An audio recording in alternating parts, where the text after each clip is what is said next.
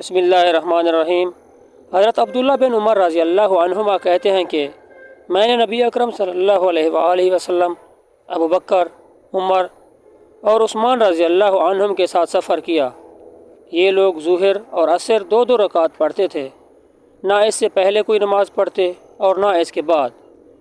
عبداللہ بن عمر رضی اللہ عنہما کہتے ہیں اگر میں اس سے پہلے یا اس کے بعد یعنی سنت نماز پڑھتا تو میں انہی فرائض کو پوری پڑھتا۔ جامع ترمذی حدیث نمبر 544۔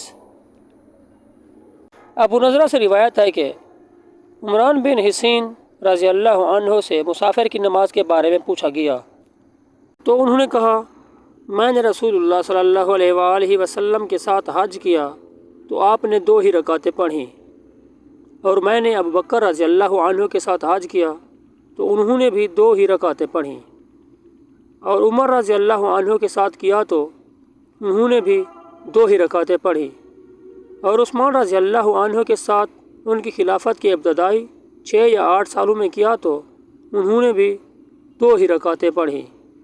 جامع ترمذی حدیث نمبر 545۔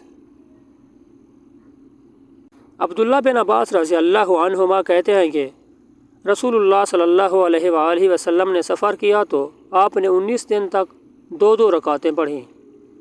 ابن عباس کہتے ہیں تو ہم لوگ بھی 19 یا اس سے کم دنوں کے سفر میں 2 رکعتیں پڑھتے تھے، اور جب ہم اس سے زیادہ قیام کرتے تو 4 رکعت پڑھتے۔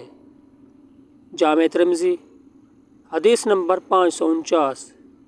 دعا ہے کہ اللہ تعالی ہمیں ان تمام پیاری احادیث پر عمل کرنے کی توفیق عطا فرمائے۔ آمین ثم آمین۔